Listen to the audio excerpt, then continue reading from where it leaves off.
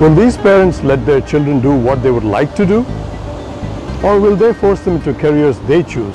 Yeah, I think I don't intend to put any sort of pressure, like which subject or which field. I would say that up to 12th, I want him to concentrate on all the fields equally. But then after that, he can choose wherever he wants to go. Like if he wants to become a lawyer or maybe go into trading or any of those things, I'm okay.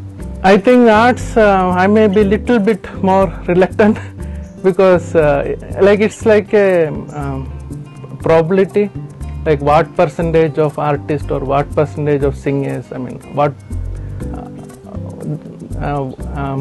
because we see that like it's like you have to be really the top in that field, only then you can succeed. Because whatever he wants, I have no objection as long as he can make money to support himself. That's the only criteria. Indeed, I want them to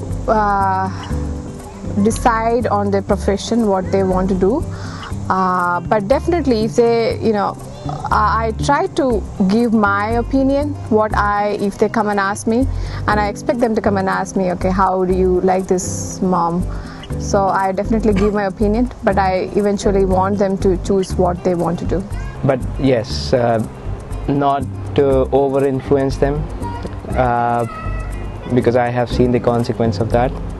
So I don't want that to be repeated, but still, I will definitely let them be aware of what they are choosing. Yes, I will. I will try to influence him, hopefully help him make that decision by exposing him to a lot of different things that would be in tune with his interests and with his talents. But in the end, ultimately, it's going to be his decision, and I hope that you can only pray that it'll be the right one for him and that he'll have fun doing whatever he chooses to do and be great at it. Here are 2 points to remember. The average person changes jobs every 7 years, and people change their careers an average of 3 times in their working lives. Does it mean that people are chasing someone else's dream rather than their own? How many of us can be 100% sure that we could have done better or made better decisions for ourselves than our parents did? Having said that, Indian American children have a uniquely pervasive burden. Well-meaning parents often want to give their children the best education and a great career. This may result in a financially rewarding career, but not necessarily an emotionally fulfilling one. I have a friend or an acquaintance of mine who was a very good tennis player, and she was raised and groomed to be a tennis player from the age of 3. But the pressure that her father put on her was so intense and so devastating to her psychology and to her ego, because she could never please her father. She gave it up as soon as she could, as soon as she got out of the house. Never has played since then.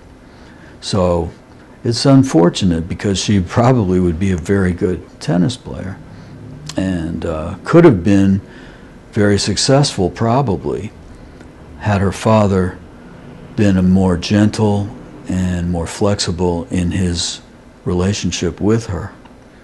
If fixing cars is what your child is good at, and he aspires to open a small body shop, which could be a profitable business in the long run, it's useless to push him to become a neurologist.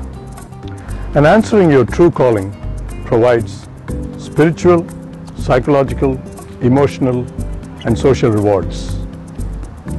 So what should responsible parents do? Should they raise children with good social skills who grow up as well-balanced, mature, responsible, ethical individuals? Should they prepare their children to compete in today's highly competitive professional world? Or should they do whatever it takes to get into an Ivy League school? Or all of the above? As parents, before we take the training wheels off and push the child in one direction to ride solo, we need to ensure that the child has the ability, motivation, and intellect to ride in that direction. Parents need to do two things: encourage to achieve and support during failure.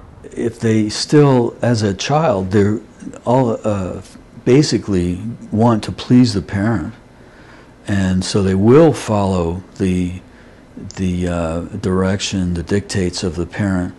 But if they can't please their parent, then they will become very frustrated and they would become demoralized and depressed. There is something to be said about failure, and with strong and loving parental guidance, a child can be set on the correct path. Something that parents have to be very concerned with is what will succeed in the next generation. It's very questionable. Maybe we can draw strength from the following lines of Robert Frost's poem, The Road Not Taken. I shall be telling this with a sigh. Somewhere ages and ages hence, two roads diverged in a wood, and I took the one less traveled by, and that has made all the difference.